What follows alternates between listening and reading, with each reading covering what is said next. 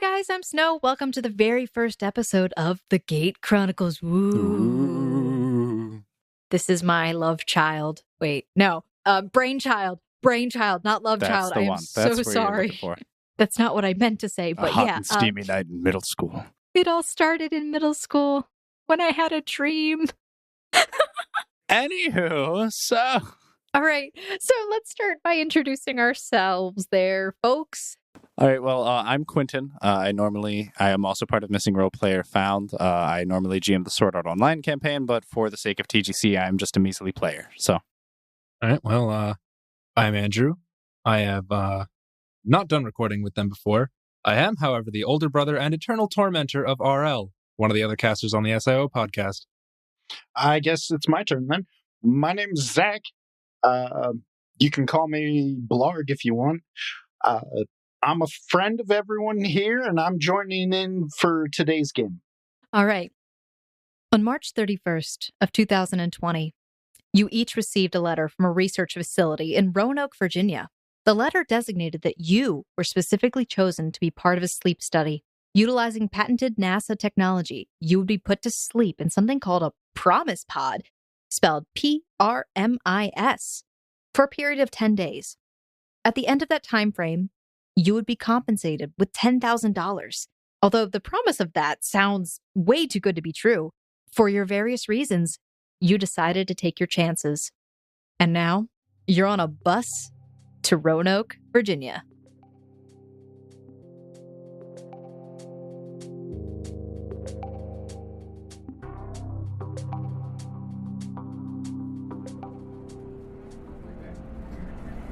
So tell us, who are you? Hi, I'm Charles Smoot, a 57-year-old biology teacher born and raised in upstate New York. Currently living in Queensbury. Happily married, well, I was happily married to my lovely wife Joy, and I'm father of 2 beautiful children, Ben and Charlotte. We're all just going through a bit of a rough patch right now. It started when our youngest moved out and went to college. It's been a year since then, and, well, everything's just kind of gone downhill. Joy moved out, and I lost the house.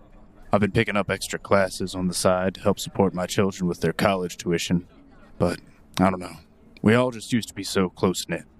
Honestly, don't know where it all went wrong. With all the student papers piling up on top of the stress I already had, I ended up picking that nasty habit of smoking again, but no reason not to. Joy and the kids were the only reason I had to quit. And don't get me wrong, I love my kids and my wife, but it just felt so distant. Even my students, who I used to feel so connected with and inspired by, have felt detached from the lessons. I just want to get back to the way things used to be. Me, my name's Alan Taylor. I'm a simple man with simple needs. Them being family, friends, food, and some fun. I was raised in a Ohio town just off of Highway 70 by the most wonderful mom and pop man could ever ask for. Most of my summers were spent lending a hand on Ma and Pa's farms, weeding the fields, tilling soil, planting our family's signature potatoes. Things were pretty good for me there, till Ma started taking a turn for the worse. See, Ma's a smoker. She'd been huffing a pack of smokes every day since she was 14. Started to catch up with her fast. Doctors said she had some sort of lung cancer. Told us she had about 3 years tops unless we started getting treatment soon. Thing is, we couldn't afford those kind of things. But with what we pulled in from the farm, that's not much. So my old pal Johnny told me there were some science guys offered $10,000 for sleeping in some tank for 3 days or however long they said. I don't remember. But me being fool I am, I took him up. No. Still not the reaction I'm looking for. All right, Al, stop. Think. The dean's getting antsy after all this time, and the drugs still aren't turning up any results. There's got to be something I can do to get a hold of some money and $10,000. That sounds way too good to be true. And again, I can't really think of anything more efficient right now. All right. Well, there's no time like the present for advancing the medical science. Beautiful. I've never been so in love with a character's voice in all my life. Except for today. I made it finally. Alrighty. See, I'm in the opposite school of thought. I am significantly convinced that the second Alan hears that voice, he's immediately going to blow his brains out. See, it's Well- okay. I can make a drug for that. I'm scared. All right. Okay. So, most of you guys would have had to fly to get where you were going. And because you did send in your response that you were willing to participate in the sleep study, the company, known as Oros, provided a shuttle from the airport that you've all arrived at. You have been riding in the shuttle for a little bit, and you finally arrived to your destination. So, everybody can make a perception check really quick. Well, Got a 15. Okay, lovely, lovely. What was your number, Jack? I got a 24. Ooh, lovely. Okay. That's why I wooed. All right. So you all were sitting around the same areas on the bus, actually ended up interacting a little bit with each other. Unfortunately, Alan felt somewhat of a need to blow out his brains, but he didn't really have a gun with him at the time. But he's had to tolerate his traveling companion all this time, so what's a little bit more time? The time is 0700, April 12th, 2020. You've just arrived to the facility. It's a short building with a flat roof, tan facade, and tall glass windows that sit symmetrically on either side of the double doors. The whole setup kind of reminds you of some kind of mobile army base with all the military-esque vehicles that you'd seen on the outskirts of the premises. And now you're kind of just like in the middle of nowhere. You step off the shuttle bus that you were provided from the airport, and you find yourself amongst a crowd being directed slowly inside by a group of people in white lab coats. All of you see, from the first moment your shuttle pulled through the wire fenced-in gate, you felt like you were almost on a prison bus. There were dozens of military-looking vehicles out front, but where you're at right now, you don't see anyone in military uniform. And in fact, the area seems quite open and pleasant. It's just a singular building sitting in the middle of a grassy field. There's plenty of regular cars in this parking lot and plenty of regular-looking people. Just as you step off the bus, you note a rather large, dark-skinned man wearing a pressed white and tan suit and a golf cap on his head. He's leaning into a far less enthused young man in a hoodie and skinny jeans. And he's speaking with a heavy African accent. Now you listen here. When you go in, you tell them exactly what we talked about on the plane. You want to make money? This is how you do it. Don't tell them about the kush. He straightens up as he catches you looking at him, and he urges the young man onward. And as you're approaching further or closer to the building, you do notice that there's a man smoking off to the side of the metal stairs. And he looks like he's being accosted by one of the men in white lab coats. Al hears, "Sir, this is a no-smoking facility." The man smirks as he bites down the cigarette butt, takes in a huff, and breathes out a puff of smoke in the man's face before dropping the cigarette on the ground and stepping on it. "All right, calm down, Pops. It's just to take the edge off. I'm nervous, see? 10 days without a smoke, that'll kill a man. Just gotta get that last smoke in, see?" As you're getting ready to go up the stairs, you also see a woman who's breathing rather heavily as she's pumping her arms and jogging up the metal stairwell. And she appears to be a little bit on the heavier side, but overall is fit, especially since she's wearing like this really sporty-looking tank top and these leggings. And she huffs out, "Just 5 more minutes to go. Whew. All right, the floor is yours, gentlemen. You got a little bit of time." As you enter the building, is there anyone that you wanted to talk to, or you just want to move on inside? I'm gonna go over to the man that was smoking. All right. So go on and move your token over there. I'm gonna walk on over here. All Little right. Mosey. I'll walk on in the same direction. I'm gonna look him dead in the eyes and say, "Boy, you realize those are gonna kill you someday." What's it to you? Nothing much. Just hate to see a guy throwing his life away for nothing.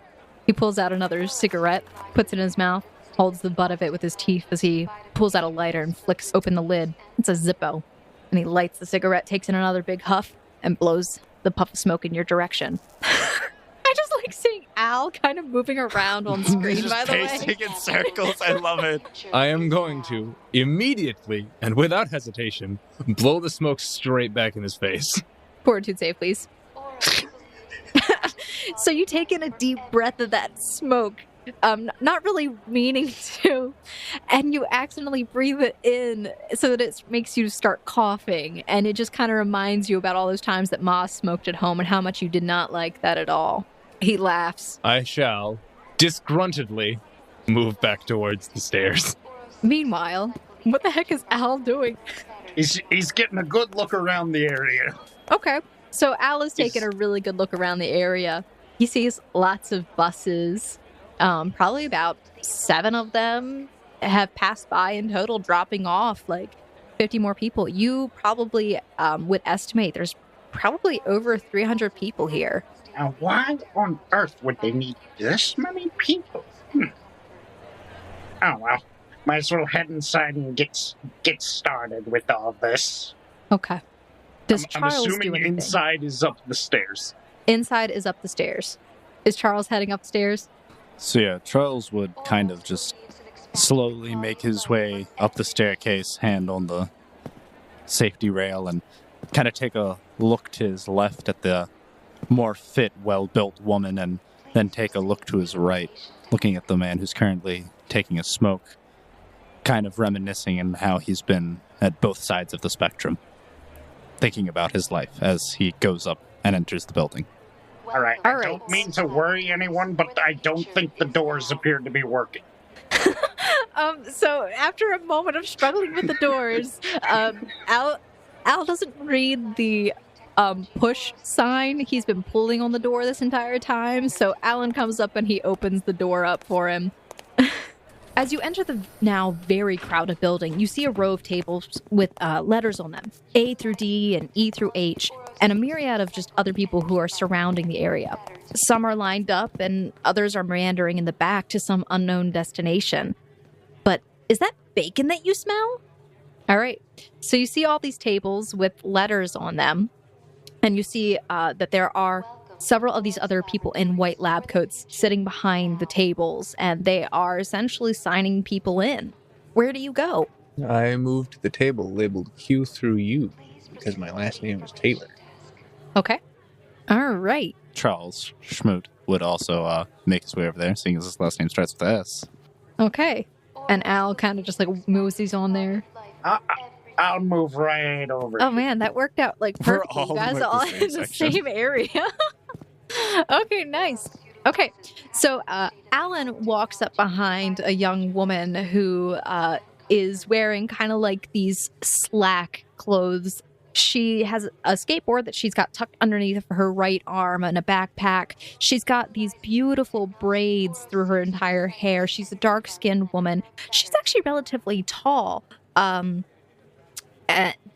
she's standing in front of you and she's just like, all right, Marissa Sanders. And the woman at the desk starts searching through and pulls out a card. Miss Sanders, thank you for coming. It's wonderful to see you. Here is a name tag for you. Just put that on and you can go to the back room, to the cafeteria, and they're serving breakfast right now. She's like, all right, well, thank you. So she takes off with her name tag and proceeds to the back area. Next up. Walk up to the desk. I'm assuming this is where I sign in. Well, if you are somebody with the last name Q through H, you'd be assuming right. Q through H? You. I thought I said you. I thought I My apologies, ma'am. No, it's been a long day. I've been signing in people all morning, so it's been a little chaotic. Do I need my license? And who might you be? Alan Taylor. Alan Taylor. All right, Mr. Taylor, let me just take a look here. And she starts rifling through a filing system. And she stops for a moment and pulls out a card. Yes, Mr. Taylor, you definitely submitted in your response card. Thank you so much. She peels off a name tag and hands it to you. It's like a sticky name tag. All right. I extend my hand to take it, I guess. Okay, so she hands it to you and she says, all right, so now that we've got you signed in, you can go back to the breakfast bar. It's in the cafeteria. If you go down the hall, to your left, you'll see a big metal staircase going up into the cafeteria. And you can join everyone else up there. It's a free meal on the house. Thank you very much, ma'am. You have a pleasant day. Hello, sir. How can I help you? Name's Charles Smoot. Mr. Smoot. Okay. Is Smoot or Schmoot? Smoot. Smoot. Okay. No C, just an M. Okay. So she rifles through. After a moment, she pulls out a file. Yes, Mr. Smoot, you definitely did submit your response. And here is your name tag. And you'll be following that gentleman right back there if you're ready for some breakfast. Otherwise, you can hang out in the lobby or go out to the back area. There's actually a nice sitting area outside where it's nice and sunny and warm out. I noticed there was a bit of a commotion outside with the guards regarding the no smoking facilities. Is there a designated area for that? Unfortunately, Aura's facility is a no smoking area just because this facility does handle a lot of gaseous substances. Huh. All right, well, no skin off my back. Just picked it up again anyways. Can't be too hard to drop it for 2 weeks. Okay. And then Al, the woman who's at the desk, is just kind of looking down. Actually, she's like flipping through a magazine, not really paying attention because her table's been pretty empty, it looks like. Excuse me. I believe this is the area for me to sign in. Oh, sorry about that. All right, so what's your name, sir? My name is Alfred Kenneth Mest. You can just call me Al. All right, Mr. Mest, let me take a look and see if you sent in your form and we received it. So she rifles through. After a moment, she pulls out a file. All right, Mr. Mest, looks like you filled out the paperwork correctly. Here's your name tag. You'll be going on right back there. You'll see that there's a cafeteria area. There's like a breakfast bar and stuff. It's all free of charge. All right, thank you. I'm All right, assuming see ya. there will be information prior or later. Not my job. All right. Flips through the magazine. All right. Then. How's that? Oh, Real All quick. right, so Alan, Charles, and Al, please all roll your perceptions. Oh, wow. Please Actually, read these wait, off. no, hold on. I think I need to go back down the stairs, and I don't think I was allowed to move up there because he doesn't know where he's going. All right, so I in think that's a order valid that we point. rolled, let's read our numbers. I love who you just stopped by. All right, Andrew, do you want Please to go read your first? Perception check. Where did that lady say to go? What was your perception, by the way? No, we gotta read the number because no one else can What see. was? Say that I again. rolled a Say that 1. again. I rolled Here we go. I love it. A Okay. 1 total. Because you have a 0 in perception. So he just straight up crit failed. Just There's nothing to straight that. 1. nothing to say. All right. Meanwhile, Meanwhile, Charles what Smoot did had an 11, yes. and Al had a what Good did Al old do? crit. net Yeah, crit Al. of a 25. Nice job. I have been on point with these perceptions so far. Okay. So, Al, I'm going to go over this first. We'll go in the order of best to worst because this is going to be beautiful. Right. So, Al, you find your way up the stairs pretty easily. You actually, as you're walking by, you see this group of what look to be like scientists. They're dressed a little bit differently than everyone else. You see a young woman with red hair, just like short cropped red hair, an older gentleman with some gray in his sideburns, but he has a very nice, well-kept beard and dark brown hair. And then you see another nervous-looking young man. All of them are standing and facing this woman who is in military garb. And you kind of just see her barking orders at these people, telling them like that they need to do this at this moment and do this next and all this other stuff. And then as you head up the stairs, you see another young man. He looks like one of the visitors, wearing just like this regular, what is that, a button down? A button down over a green shirt and jeans. Seems pretty chill, and he's just meandering his way up the stairs as you're heading up alongside of him. As you get up there, you see the young woman that was by Alan. And then you also see, by one set of tables, you see a young woman and a young man who are having a conversation. Young blonde girl wearing a crop top shirt, and a guy in this well-pressed gray suit. He kind of reminds you of, you're trying to place it, and then it dawns on you. He kind of looks like Clark Kent. But nah, it couldn't be. But you do hear him saying something about, young lady, you shouldn't be wearing that kind of clothing out here. It's not safe. And then you see, before you, the breakfast bar. And before the breakfast bar is a young woman ordering her food. I'm gonna stick by the stairs here and try to sort of eavesdrop on whatever those four are talking about. Okay. The one lady in full military garb. So, I'll have you roll another perception in a little bit then. All right. So we're going to move back on. Charles, as Charles is walking around, he sees most of the same things that Al sees, except that, he just kind of passes by. Nothing really stands out to him as he's just going up the stairs, making his way. He smells some delicious food. He sees the young woman who's standing there ordering her meal. Looks like they're making omelets, and they have bacon and all kinds of stuff. And she's like, no pork, please. I can't do pork. Huh. And so the woman who's behind it, there's actually two of them behind the counter. One of them looks up and says, "Oh, what would you like for breakfast?" Oh, is there a menu? What all we have the option of? Well, we have eggs, and then she gestures her in front of her, and you see that there's an assortment of different ingredients that you can put in the eggs for an omelet. So we're having omelets today. So we have peppers, green bell peppers. We got spicy hots. I don't know who wants to put that in their breakfast, but, they requested it. We also have a few onions and all kinds of other stuff, and she just gestures to all of it. They also have waffles. Oh, now you're talking. All right, well, can't smoke, but at least you provide us with the bare necessities, bacon and waffles. All right, omelet. Bacon and waffles. Omelet with everything on it, extra bacon, and a waffle for me. All right, you got it, sir. She starts making up your meal, and it takes a little bit. The woman who is beside you finally gets her stuff, and she just kind of goes off and takes a seat somewhere.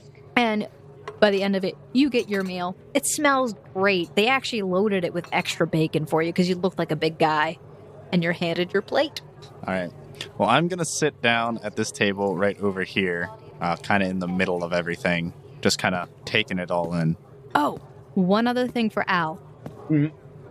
In the far back corner of the room, you see a rather heavy young man. He's got this shirt that seems a little bit too tight for his size, but he's just kind of sitting there, and you caught him kind of putting something on the table and picking it up and putting it back down again a few times, just as a heads up. Okay. All right, back to Alan. Who has just Alan. been pacing in circles, desperately attempting to find where he is. Okay, so he gets really lost for some... I don't even know how he got this lost, but he Despite did. the fact that he's moved 2 feet. Yeah, despite the fact that he's moved 2 feet. Alan ended up kind of just finally just stopping and standing right next to this older-looking gentleman who is also wearing this lab coat. Oh, hey, Sonny, how you doing? I kind of forgot where I was going. Oh, how can I help you? Do you know where you were supposed to be going? I think might be the able to help you. breakfast bar. I'm kind of hungry, and I smell bacon. Oh, the bacon is good, I'll tell you that much. Nate, roll another perception check, since you kind of failed that. Yeah. If you crit fails again, I swear, the campaign's just over. Okay, so no crit fail. That's not a crit fail. He doesn't have any ranks in perception. This is perfect. He is not a smart man.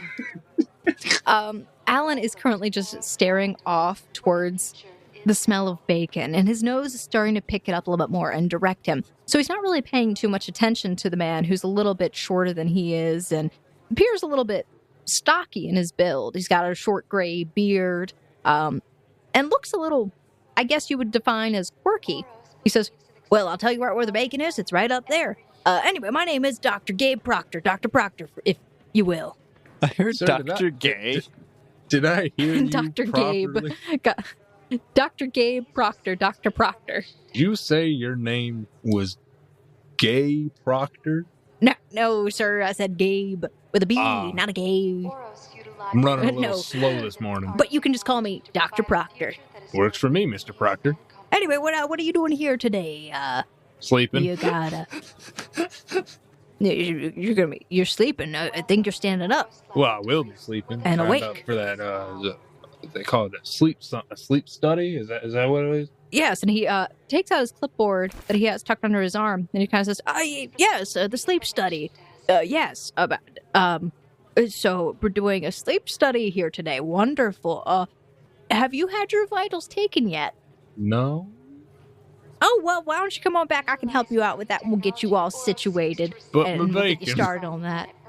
The bacon can wait, but I can get you all started on that. We'll get you all situated. It'll be great. Come on with me. All right, then. Why do I feel like this doctor doesn't work here? So he's leading you over here. Why are you eerily silent when I suggest this? Well, Okay. he's dead. He leads you over He's dead, to Jim. a door. Please make a perception check. Ooh. Huzzah! There you go. It's a good one. All right. So he starts to walk into this room, but right before you go in, you notice that there's like this little sign that says men on it. Don't drop the soap. I proceed.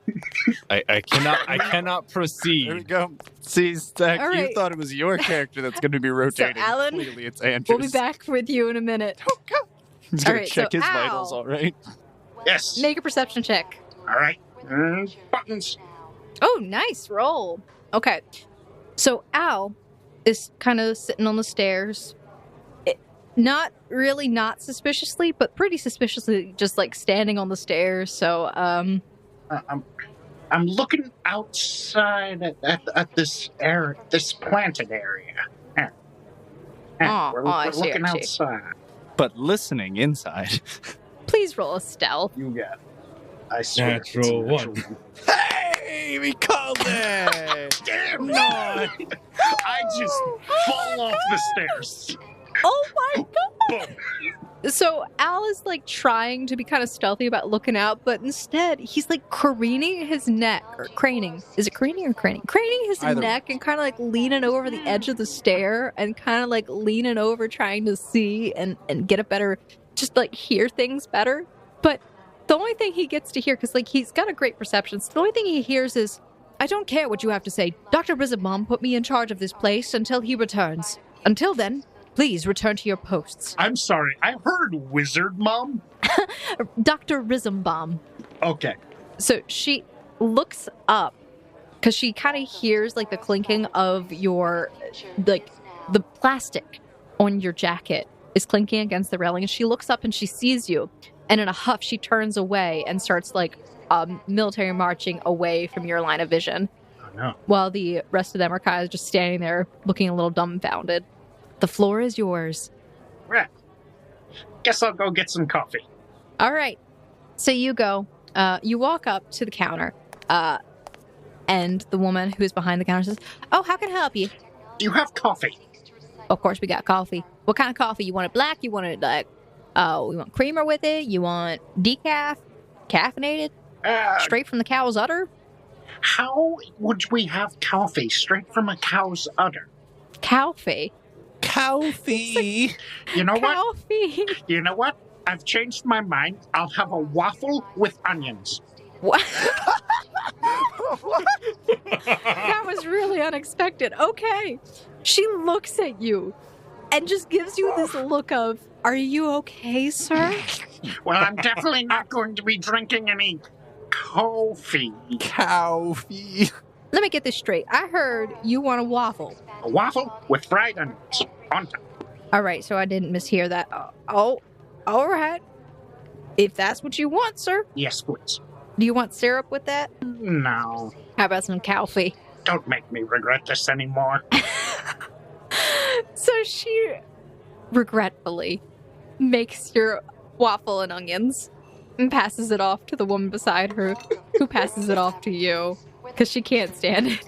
Gonna sit down and start eating my waffle with While All right. Al was still at the breakfast bar there, my character was going to walk up. Oh, so Al is still at the breakfast bar, getting ready to walk away. I heard this gentleman say something about coffee. You mind if could I get a cup of caffeinated black coffee, please? You want coffee? Sure. Sure, honey. What kind you want? You want decaf? You want caffeinated? You want straight from the cow's udder? You want whatever? Ma'am, I don't mean to correct you. Normally you could have cream straight from the cow's udders, but not coffee. But anyways, caffeinated black.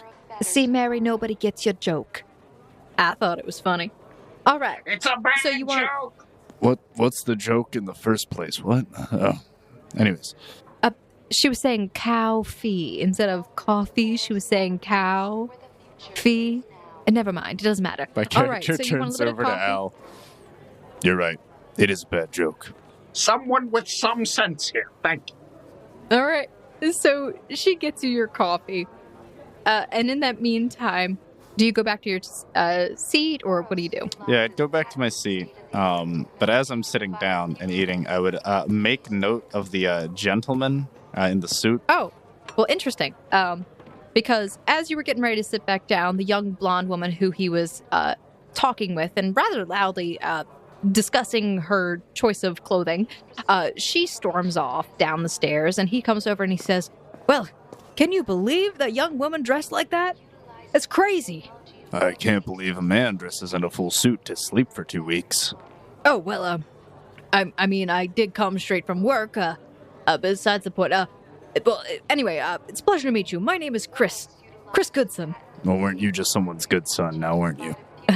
I mean, that does tend to be the joke, but anyway, so I suppose you're here also for the sleep study.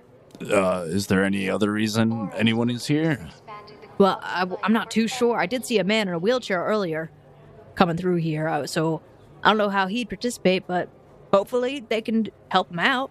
That is what the medical sciences are for. You said you came from work? Must have a fancy desk job somewhere, don't you?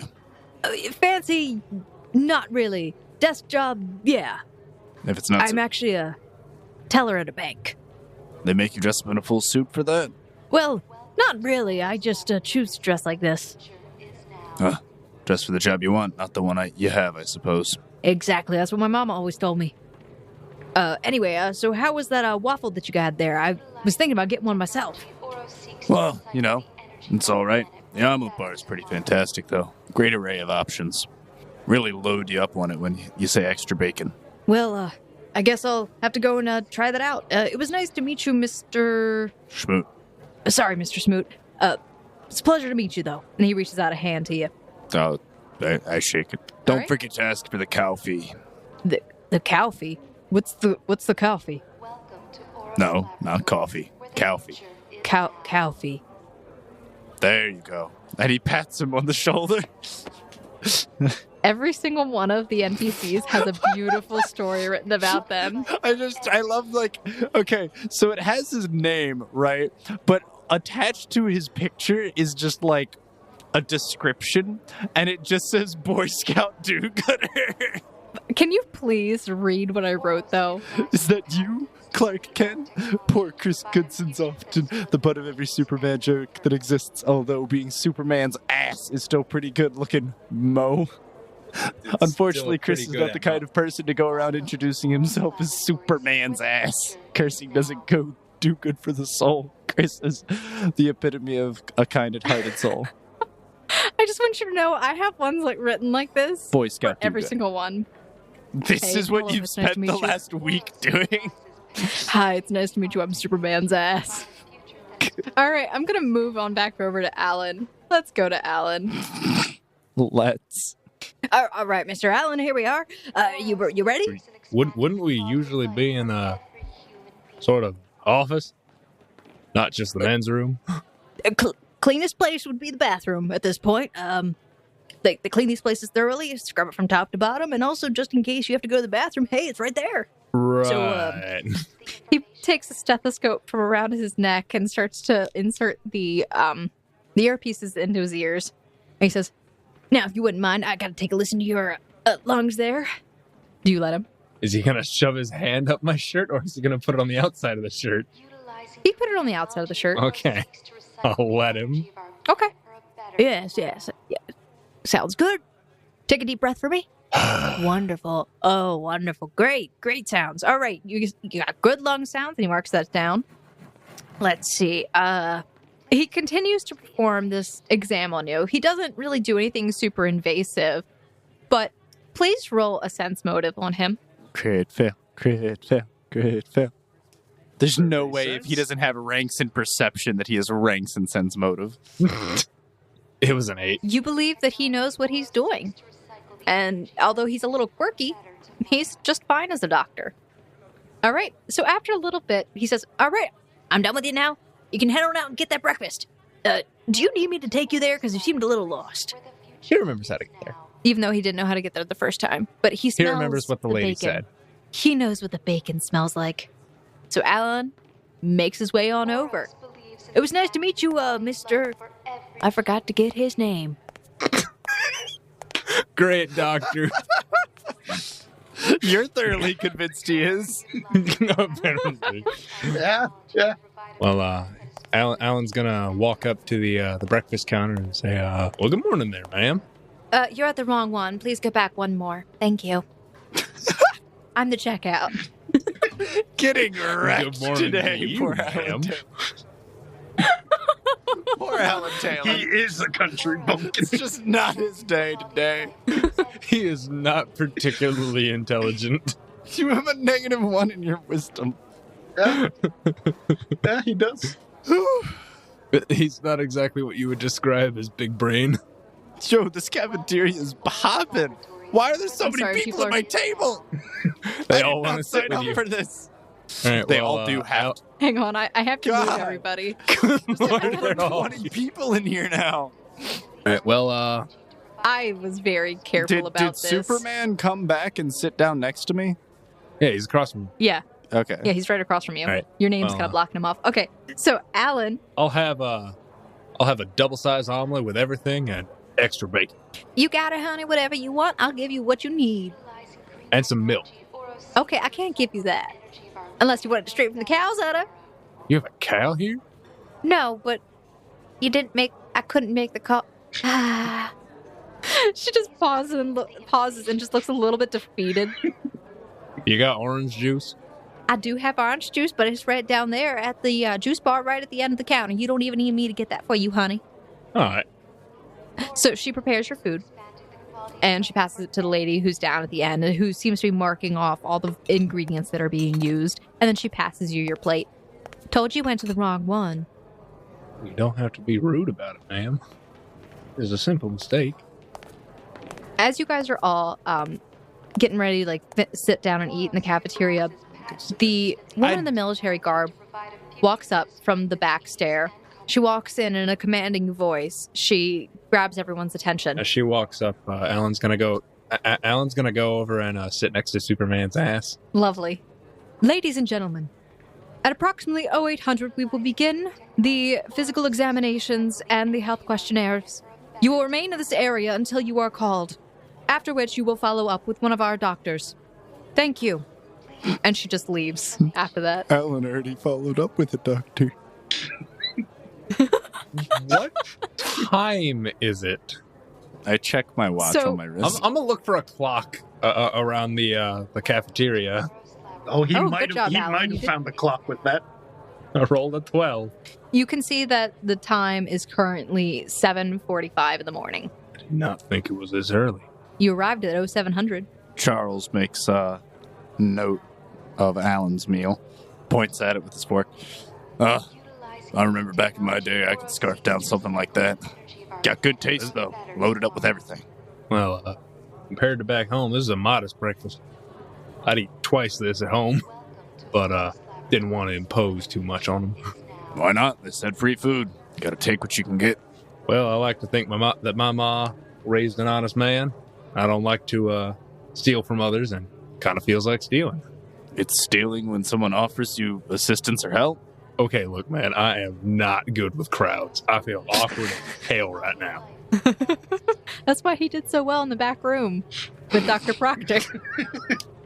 All right, so actually, Alan, as you start talking, the man that is on your left, he's wearing like this similar kind of plaid-styled shirt with a white undershirt underneath of the plaid being rolled up a little bit, and he's got blue jeans on and a trucker's cap. He looks over at you and he says, Well, hello there, sir. I Howdy. do declare, where are you from? Ohio? Ohio. Interesting. I wanted to make a joke. He's a Ohio. Ohio. How you doing, Ohio? What kind of work you into? Farming. Farming. You My- and me both, sir. My family's been doing potatoes since, The Great Potato Famine. I think it's 4 generations. I think it's my great-great-grandfather started the farm. I'm not too sure. I'm not good with math. That would line up with the Great Potato Famine. Just saying. Wasn't that that in Ireland, 1845? Yeah, in 1845. So what does that have to do at all with Ohio? And they needed to import potatoes. From Oh, Lord. Ohio.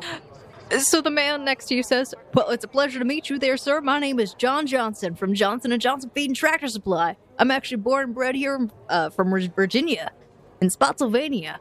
In I'm gonna what? put my hand out to shake his hand. He takes your hand and he gives you a nice firm man handshake. Roll a strength check. Oh, he is gonna roll the most girlish handshake, isn't he? Oh, there you go, lad. Oh no! Ooh, you match him in your handshake strength, and you both give each other a firm grip, and you feel a brotherly bond forming between you. Yes. He kind of just starts talking with you and chatting up, and I'm going to show this to you. You can read this off, Andrew. This is basically what his bio is, because he starts talking with you since you have such a good relationship with him already. He starts just telling you about why he's here and whatnot. John Johnson from Johnson & Johnson Feed and Tractor Supply. John is a born and bred Virginia man raised on the rural country of Spotsylvania. Unfortunately, Mr. Johnson of Johnson & Johnson Feed and Tractor Supply passed away. His pop, to be clear. Mr. Johnson is alive and well himself, to be clear. Good Lord. And ever since then, the business has been struggling to make up the finances used to cover the cost of the funeral. Knew we should have cremated the old man. Good Lord. He looks at you really quick and he says, just so you know, I saw you were talking with Mr. Dr. Proctor over there. Just stay clear of him. He says he's a doctor, but he ain't no doctor. He goes around to different clinics in the state, and he likes to pretend that he's a doctor, but he's pretty well known throughout the entire state of Virginia. So just be wary of him. Is he some kind of queer? No. Please now read Dr. Gabe Proctor's bio. Mr. Dr. Proctor is a self-proclaimed doctor of God knows what. While lacking in a degree of any kind, Mr. Dr. Proctor often finds himself attempting to stand in the role of other physicians across the country. Lucky for him, almost everyone in town knows he's a quack, so they don't take what he says too seriously. Dr. Why is Mr. he Dr. here? Proctor. Nope. Whew. Say that 5 times fast. Mr. Dr. Professor President Proctor. Exactly.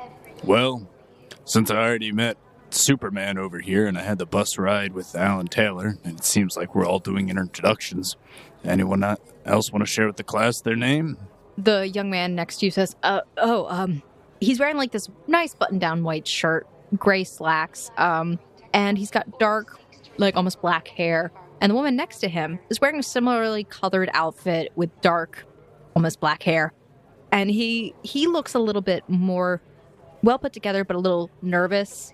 And the young woman next to him is just kind of like looking at him, almost like she's watching for his cue.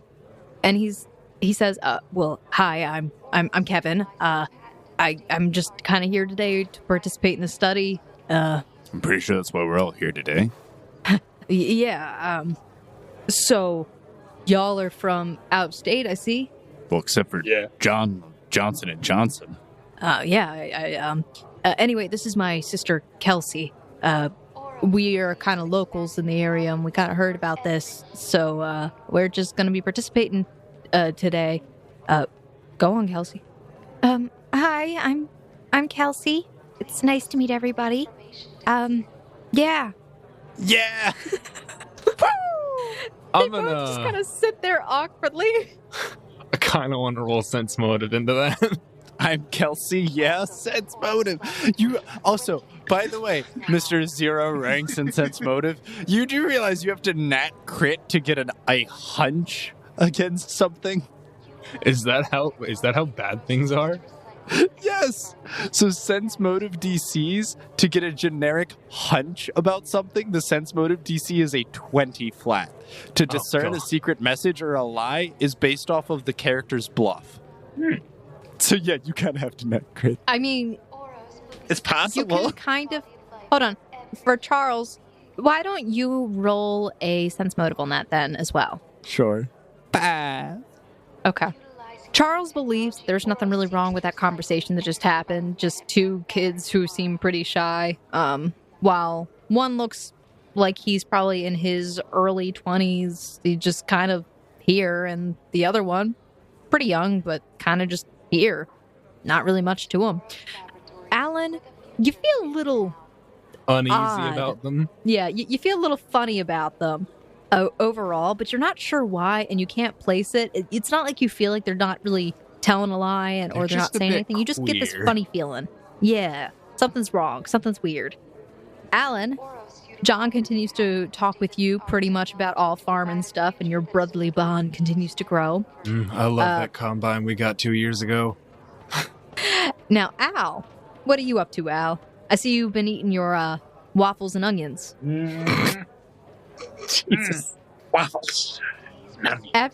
As you were eating those onion and waffles, a woman comes over to you. She is wearing like this businessy looking suit kind of thing.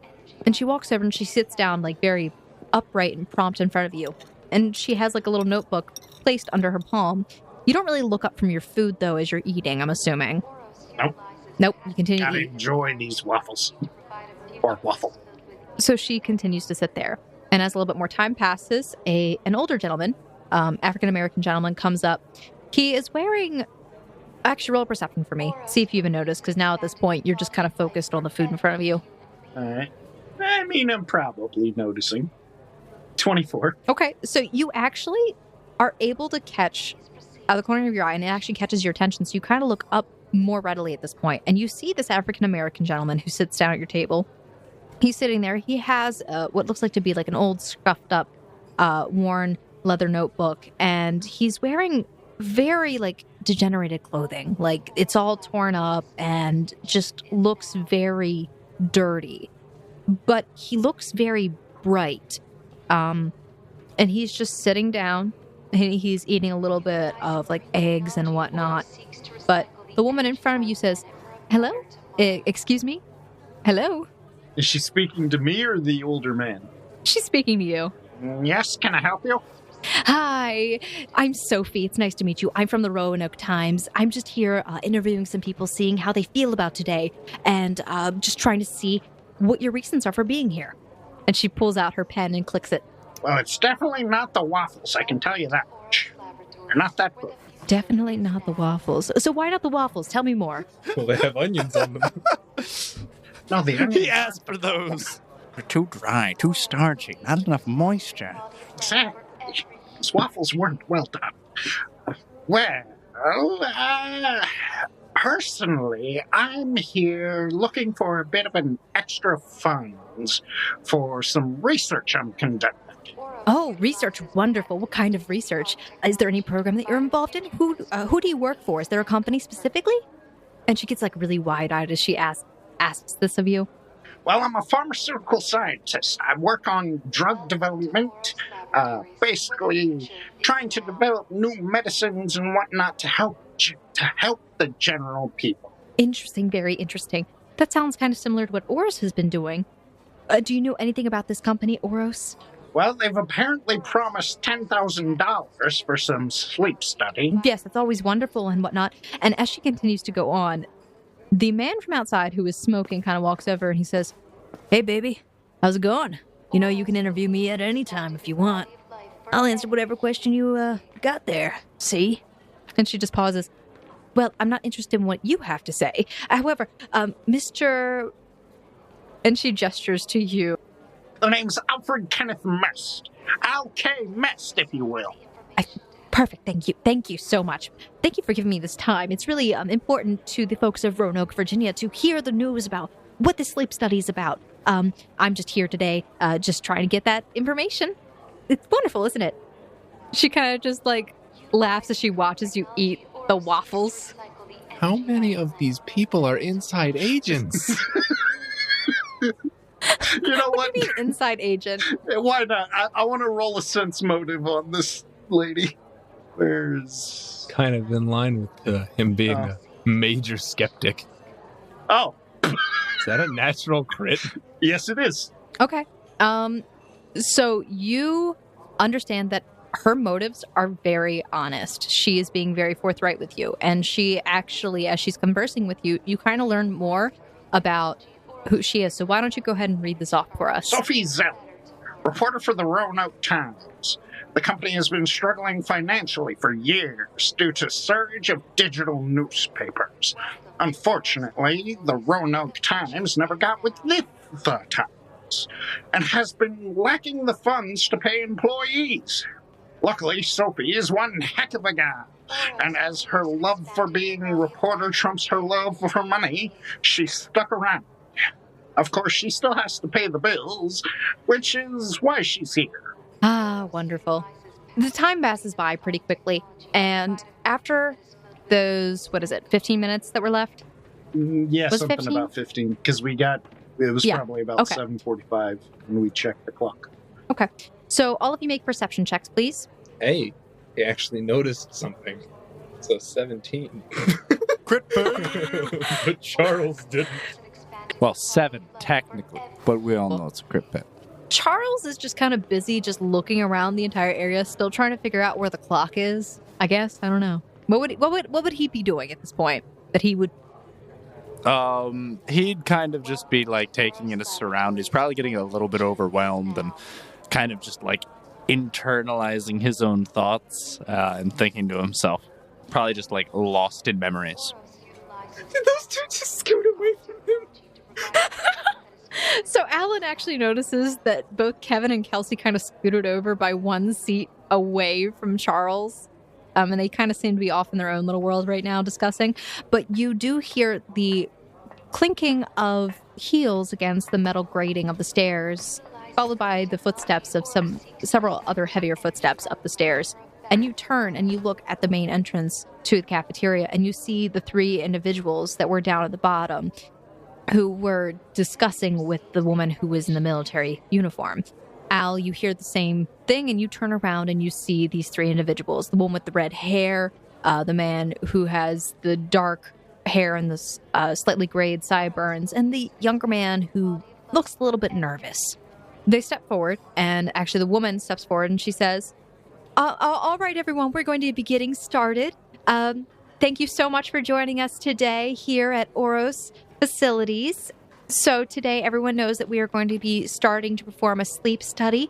So you'll be coming with us one at a time, and we'll be doing a physical examination on you, as well as offering out a questionnaire. If you are selected for the sleep study, you will remain with us here today, and we will actually begin the study later on.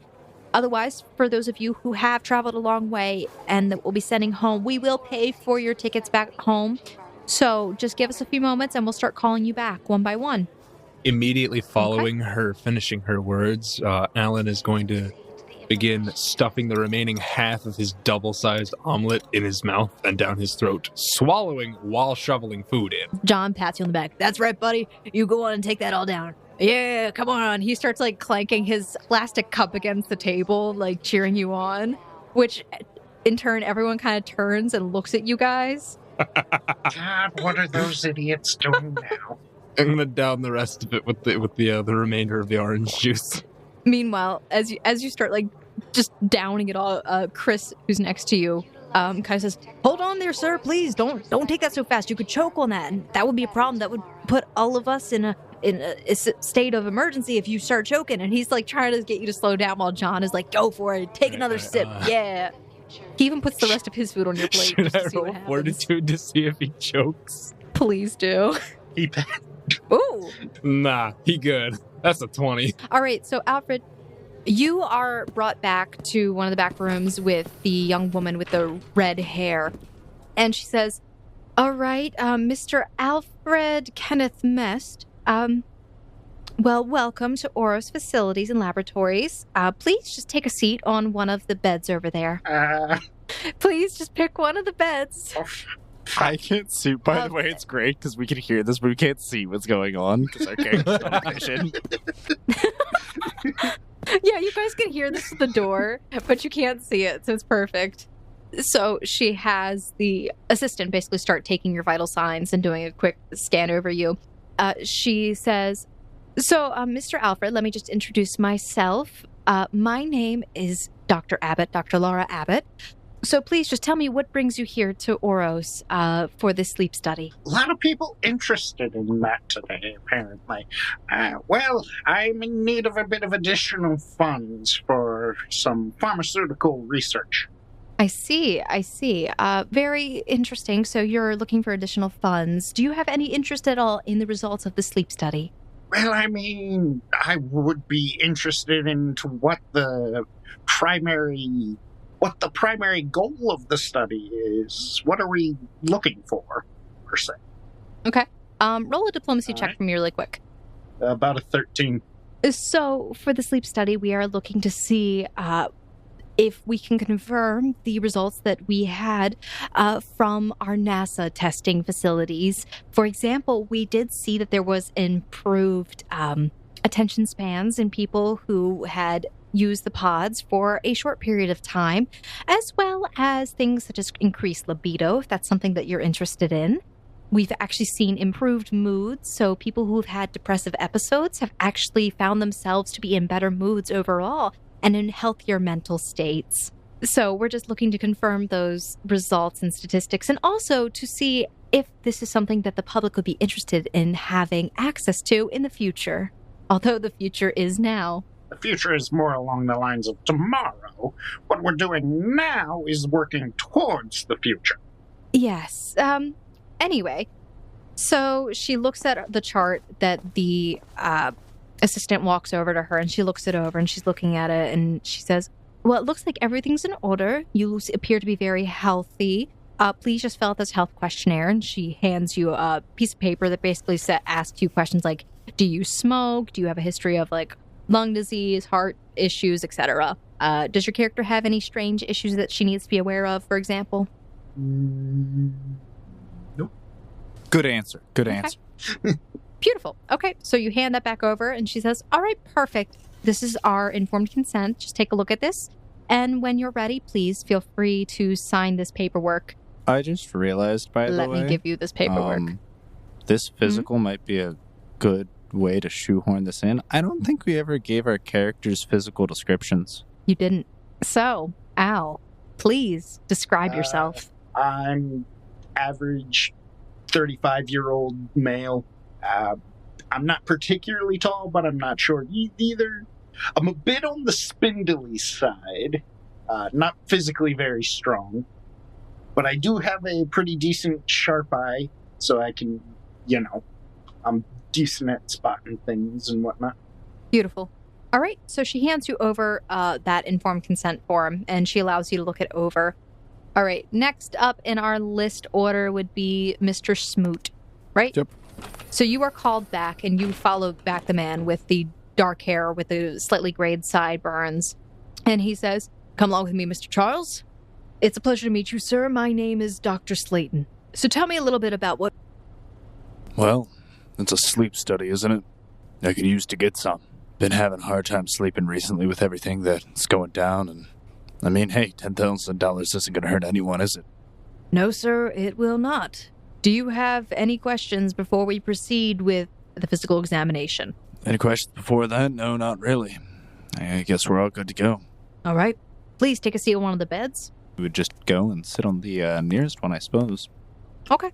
So the assistant in the room starts to take your vital signs and check you out. No, I'm kidding. But he checks out like your entire physique and whatnot.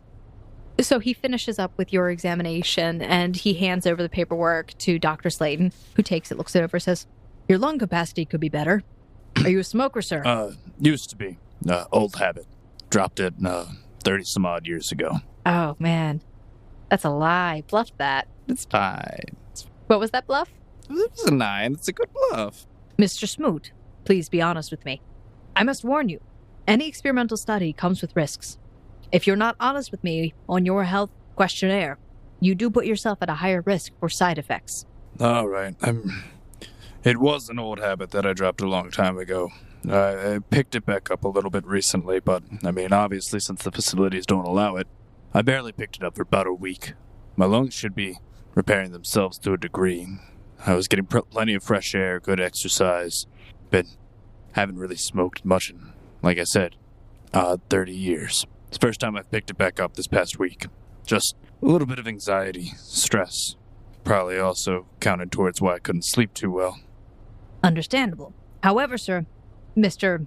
Smoot, I must say, as a doctor, I highly recommend against smoking. And, well, please just fill out this health questionnaire. Beyond your lung capacity at this moment, which should repair itself, I don't see anything else wrong. Please just fill out the health questionnaire to the best of your ability, and we will proceed from there. Thank you. All right.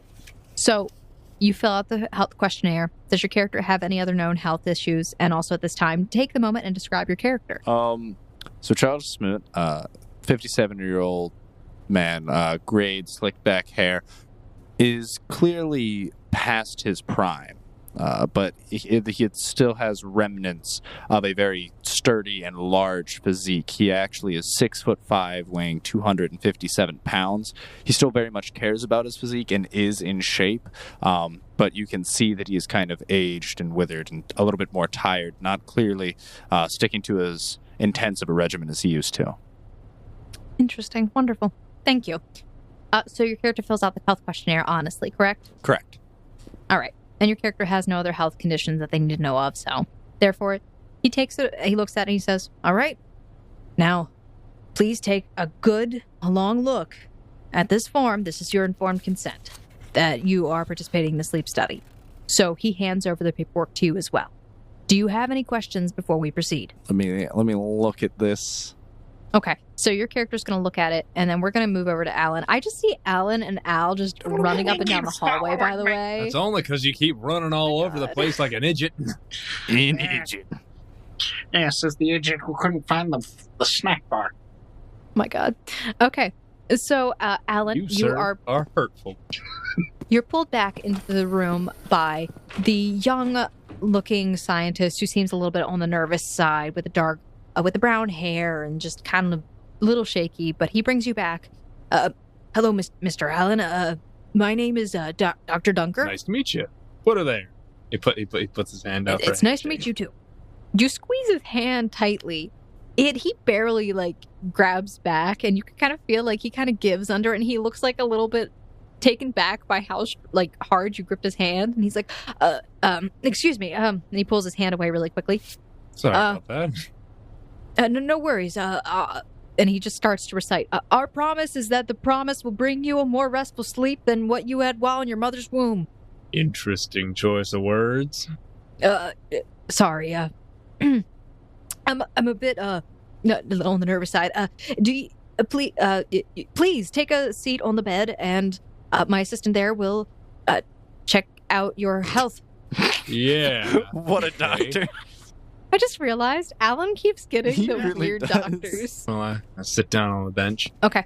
So your character sits down on the bench. The assistant starts checking out your vital signs and everything. And as soon as he puts the blood pressure cuff around your arm, he kind of looks at it and he says, Snow, there is one thing. If at any point that someone tries to go under his shirt, he would far prefer to just open his shirt. And this is important for something that I had written up. Okay. Interesting. So, sure, we'll go with this. At this point, the assistant takes out his stethoscope and attempts to put it on your chest, but he's like, sir, I need to get... Hold on, I got this. Just unbutton that a little bit. Unbutton well, actually, no, he'll just unbutton his whole shirt to reveal an unwholesomely hairy chest with chest hair shaped like Ohio. Jesus. What? This is what you had saved? And we thought Al was going to be the nut job. He lost the bet. God. I just realized 2 of our characters can go by Al. Oh, no. He'll look down at his open shirt and kind of nervously go, I lost a bet. Dr. Dunker walks over, and he kind of says, wow, that's some mighty wonderful landscaping. Sculpting? Manscaping. That's Sounds the a one. little too That's gay. right. Oh my God. And he's just like, no, I'm sorry. I didn't mean that way. Oh God, please. No, I have a fiance. A woman fiance, just to clarify. Hey, ain't gotta explain nothing to me. And he just goes back to his seat, and he flops down into it and just kind of covers his face like, oh my God, what is wrong with me right now? So he just sighs, and he says, well, it looks like you're fit as a fiddle. Is there anything else I need to know about? Oh, yes, you need to fill out this health questionnaire. take this moment to describe your character, All right, please. he's, I feel like we all have a good idea of his character now. He lost a bet. I know about his chest hair. Well, he is a 5'11" white male with a well-trimmed beard that goes a little bit up above his upper lip. He's relatively fit, works on a farm, and has been working on a farm since he's a kid. So, pretty well fit, in shape, but not too in shape. Okay. Also, dark brown hair. All right. So your character fills out the health questionnaire, and it's handed back over to Dr. Bunker. Yeah. Also, forgot to mention, he is 26. Dr. Bunker looks over the health questionnaire, and he kind of just pauses for a moment. He says, listen, you don't have any health problems, do you? That we don't know about, right? You're at a higher risk of side effects if you meet certain conditions. Be honest. You're healthy, right? I mean, aside from my mother smoking while she was pregnant, I should be. Okay, so, all right. Anything else we need to know about? Anything at all? Please, just tell I had the flu when I was 6. Oh, okay. All right. As long as you're sure that you've told us everything, I guess I'll have to trust you. So here, and he hands over the informed consent page and says, when you're ready, you sign that form and then you'll be able to participate. All right, he's just going to go straight to page 2 and sign it. Perfect. Not even read it over. Well, do you have any questions, Mr. Mest? Not particularly. Okay, so does your character just sign the form? Yeah. He signs. Okay. 2 down, 1 to go. Well, Mr. Smoot, do you have any questions? Yeah, everything seems to be in order except in the first part of the article you gave me and the third paragraph down under the research description, actually the second paragraph, pardon me, it says that the participant will be provided after the allocated time for the project stated has passed, and that participation is required for the full amount of time. But nowhere in the documentation does it state exactly how long the program will be taking place for. Do we know exactly how long we'll be here for? I remember hearing about it only lasting 10 days. But it'd be rather odd for that to be omitted from the actual paperwork. That is... Let me see that. And he takes the form from you and he starts to read it over. I see what you're saying. Very, interesting. And he takes a pen and he writes on the side 10 days and he signs it with his signature and dates it. He says, that should clear it up for now. I will have to, unfortunately, it seems like we'll have to go back through all the forms we have and do this manually. Thank you for pointing that out. The allotted time is 10 days. All right, great.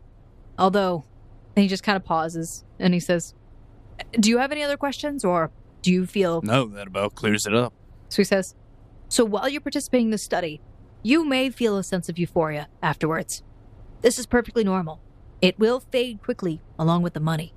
And he just kind of pauses and he says, well, see you later today. And he gets up and he kind of leaves the room and you are escorted out by the assistant. Congratulations, guys. You've signed your first document. Next up, we will move on. Huzzah. Yay! Magic powers. Huzzah, magic powers. All right. So my question to you is now, do you have any favorite NPCs at this moment in time?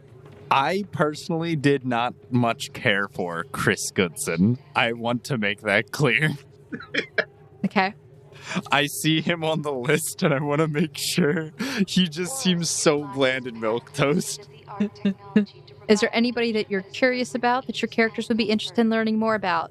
I mean, the brother and younger sister were kind of interesting because they had an air of mystery to them.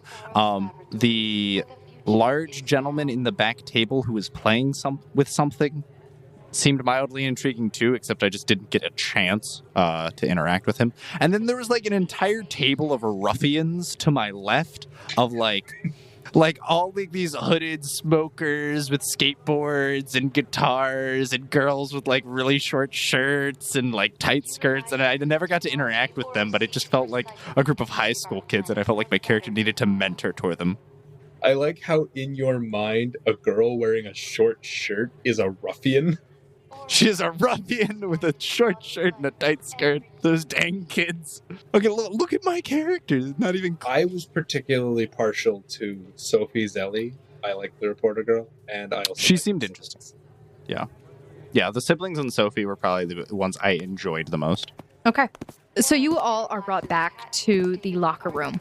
So you're in the male locker room, and everyone is kind of getting ready to put away all their stuff. This is your opportunity to interact with any other of the other characters. Everyone make perception checks, please. And Got a 14. 13. Al, as you're standing next to the guy who's smoking outside, you learn pretty quickly that his name is Carter Ringfield, and he's kind of conversing with Chris Goodson, who's basically scolding him. But you kind of learn a little bit more about the character, so you can go ahead and read that off. He's a nice guy, I tell ya. Well, Mr. Ringfield is the sort of guy you don't bring home to your mother. You can bet your bottom dollar he'd bring home a box of abandoned kittens. Oh. Cool and aloof, Carter likes to think he's the only catch in town. He has a weakness to cute things. Yes. So he's being scolded currently by Chris because he's literally trying to light up a cigarette in the room again. aside from the smokes, I like him. So Chris actually grabs the smokes from him and says, "You can get them later. We're going to be going in here to this place soon, and you shouldn't be smoking in such a small room. You could get us all sick." He kind of just looks at him, Carter, just goes, "Listen, dude. Listen, I'm just going to live my life, see? Like, here we are. We're all together in this one frickin' room, so, I mean, fine. Take my smokes. I don't need them right now." And he kind of just puts his jacket in the locker. But Al, you notice that he pockets his lighter. And you know that your characters, all of you know, that you were told to put everything, all of your personal affects, in the locker. There's gonna be an explosion. So he pockets his thing. Boom. Roasted. Okay. Roasted alive. Okay. So, Charles, you overhear the conversation between the large African-American man that was talking to the younger African-American man outside. You hear this man kind of coaching this younger guy in what he's supposed to do. And you learn that his name is David. David Oluwasola. Yeah. And this is David. A businessman of sorts. He's quite experienced in participating in medical studies. He's teaching his nephews the ropes of making the system work for you. Like I said, so you don't want to you want to hide the kush. Don't show them the kush. Keep it away. He was talking about weed earlier. I think we all know what Kush stands for. Thank you for enunciating. Okay. Just in case it wasn't clear. So the young guy's just like, "Please, Uncle David, please. Seriously, I literally just wanted to go on vacation. This is not what I was looking forward to."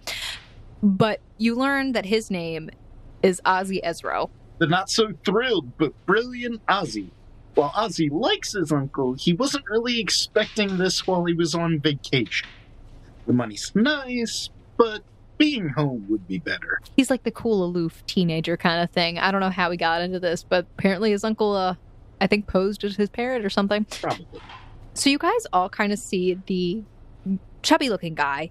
He's kind of at one of the lockers, kind of pulling off of a duffel bag. But as he does, the duffel bag falls onto the ground, and you see that there are a few books that kind of spill out, like just the corner of it. And it looks like there's like a dragon on one of them. And you see... I want to look at his books. I would walk over as well. Bring a little bit of light reading with you. Oh, yeah, I brought some light reading with me. Hi, sirs. Did he bring porn? It's got a dragon. Yeah, because on it. most porn I read has dragons in it too. You're right. No, it's not porn. Oh, please, no, don't tell my mother that. She would freak out. No, it's not porn. It's just this. The last name got me. I couldn't. Andrew Booker, Master of Dungeons and Dragons, and the Slayer of Dragons. Oh, sorry. Master of Dungeons and Slayer of Dragons. There you go. Andrews lives most of his 30 years in the dungeon he called his mother's basements. But at this point, Andrew's mother decided it was time for him to move out. Unfortunately, without any real job experience, Andrew has found it very difficult to find a job that was fund his expensive hobby and pay his rent to his mother. He says, "See, no, it's not porn," and he pulls out a Dungeons and Dragons manual, as well as a Pathfinder manual. Inception! I was preparing for my next campaign. I have the gang getting together next week. Well, not next week. Technically, it would be 10 days from now, so I'm getting ready for that. Gang? What, are you some kind of terrorist? No, not like that. It's like a gaming group. We play this game called Dungeons and Dragons. I'm trying to get them into Pathfinder, because it's a better game overall. Calm down, Mr. Taylor. It's just a game kids play. I dabbled a little bit, wasn't really my forte. Pen and paper style kind of stuff. Kevin approaches him. Oh, you're a dungeon master. That's really cool. I used to play when I was a kid. Back when my mom was still around. So he kind of starts having like a nice conversation with Andrew. And then you learn a little bit more about this character. Kevin is the elder of the Kissinger siblings. Finances in the home have always been difficult, especially since their parents died when they were young. Kevin has always been there for his younger sister Kelsey, but it's getting to be the time for them to start thinking about having families of their own. Kevin is hoping to give the money to his sister and help her jumpstart her new life. Basically, you all have conversations. There's a lot of other characters in here. I think we're going on a little bit too long for characters, though. Al, you escaped. Get back in here. How does he keep running off? I don't know. The door was locked, I swear. Alan's gonna put a hand on Al's shoulder. And just keep him from running anywhere. And you have got to stop running around. They're gonna get mad at you. The man that's behind you, Alan, kind of puts his hand on your shoulder. He is a relatively tall black man. He's the one that was wearing the scruffy-looking clothes, and he kind of just says, "You have your hands full there." If they wanted to keep me out of a place, they would lock the door. That is true. But as history has shown us, sometimes those locked doors, they have to be broken open. I don't know where I was going with that. I had actually a thought process. Anyway, my name is not Mr. I was actually a school teacher, so I'm kind of used to being called Mr. Anyway, my name is Eugene. Do I overhear this? Eugene Jones is a man of many hats. That is to say, he's a history teacher, James Wood High, and a youth interventionist for the inner city children in need. But recently, funding for the school was cut, and with that, his job went too. So, Poor man. Do I overhear the conversation? Why does he looks like the grandpa from Boondocks. Oh, goodness, no. Do not make me think about that show. I very particularly stopped watching that show. Yes, but you overhear that. I walk over to the individual. School teacher, you say? I'm one myself. I teach biology. How about yourself? Well, I was a teacher of history not too long ago, up until about last month. Hey, your friend is running away again. Is he special needs? He needs some special attention, that's for sure. I used to work with some of the special needs children in the schools. Gave them a lot of attention. Really helps, especially if you give them, consistent rewards. Positive reinforcement is the best method. I don't know how you positively reinforced Al, but there you go. So he offers you a little I feel like advice. he's been positively reinforced too much in people. And maybe he just needs a little bit of strict rigor. I pull a $1 bill out of my wallet and call for Al. Al, What do you want? I will give you $1 if you stop running about, and I will give you another $1 if you continue to stop running about for the next hour. Hey. That's a whole $2. Carter steps up. I'll take that $1. I'll stick by you whenever you need me to. Mm-hmm. Not like that. Listen here, C. We're all here for that money, right? I just want some rest. The man in the wheelchair agrees with you, and he says, I'm actually here to hopefully alleviate some of this discomfort I'm in. Mr. Despani was honorably discharged from the army after an injury that caused him to become a paraplegic. He's here today in hopes that this study might help alleviate some of his pain so he can finally sleep well. I don't need the money. I just need to rest. Last character. That's it. I'm not doing any more of this. All the women can go rot. Wow. See how you feel about him. Well, I would agree that, I would say the money isn't important except for the fact that I kind of need the money so I can get back to, England. I'm kind of stuck here. One of the men who was the schmuck at the table that was surrounded by all the women that you noticed. So Bunch that's of why ruffians. they were attracted to the British man. They were attracted to Facts. the British guy. That's how it works. We all know. Meet Cole Abel. Cole came over from England about a year ago. Unfortunately, recent fraud on his credit cards left him flat broke and the banks won't do anything about it. Due to Cole's good looks and excellent physique, he often receives a lot of unwanted attention from women. Hadn't even read that when we called. Is it truly unwanted, though? All right, so... I mean, it could be. He could be gay. Like, seemingly every other character. All right. So after you guys finish putting away your things, you come out into the hallway where you are met by Dr. Abbott, who is standing there, and she smiles at you and she says, "All right, this way, gentlemen."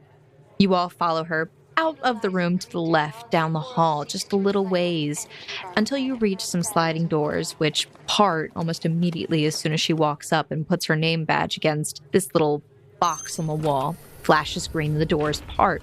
You slowly start to file in after her, and you see that there is this desk in front of you as soon as you walk in, and a glass partition, and past that you can see that there are these rows of pods. It looks like they're by fours, 4 on the left side of the room, 4 on the right side, and in the back it looks like they kind of had to finagle some space, and there are 6 lined up against the back wall. Dr. Abbott takes a seat at the desk where she is sitting in front of a computer system, and there are papers spread all over the place. "I'm sorry, don't mind the mess. So you're just going to go and pick one of the pods to go and lay in?"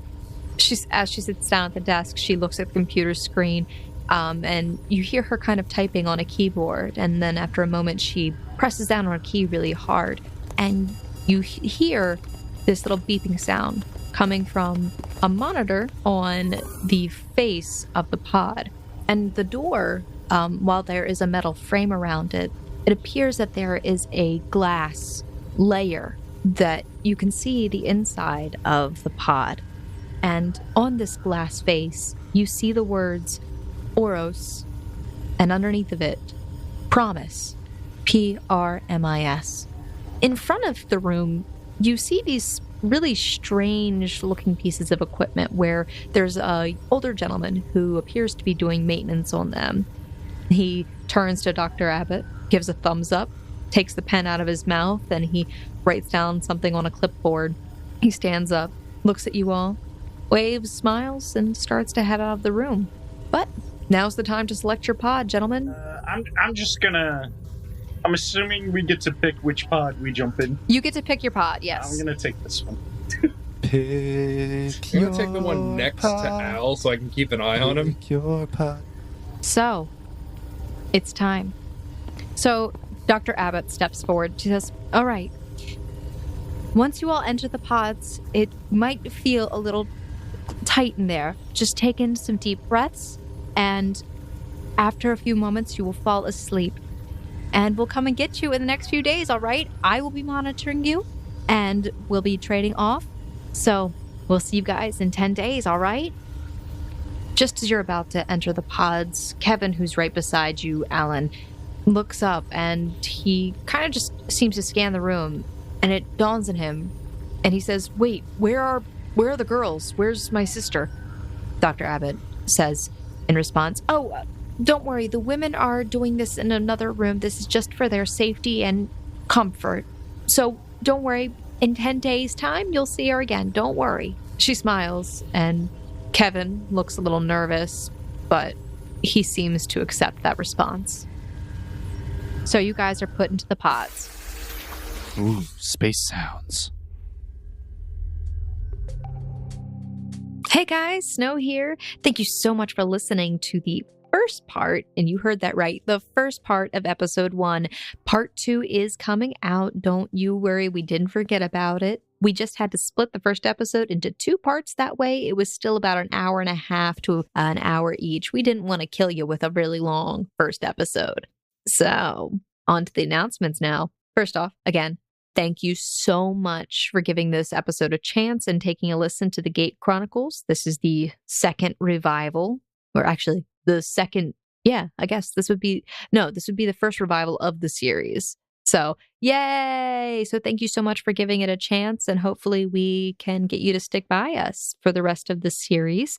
And also, if you have been enjoying this episode, or you enjoyed us overall, please share us with your friends. Tell them about us because we rely on you and word of mouth to get out there. Because, I really suck at doing social media and nobody else is good at social media and we just suck at social, unless you're on Discord. And speaking of which, the link is in the description below. But please join us on our Discord, guys. We want to hang out with you because, we got nothing else to do right now. All quarantined, trapped in a whole other dimension called our houses. It's kind of sad. We're all doing this online, so it's a new format for us as well. Oh, yeah. Speaking of formats, hopefully our format improves. Because, this was our first time recording online, and we have a lot of new people on mic, so it can only get better from here. All right, guys. Bye!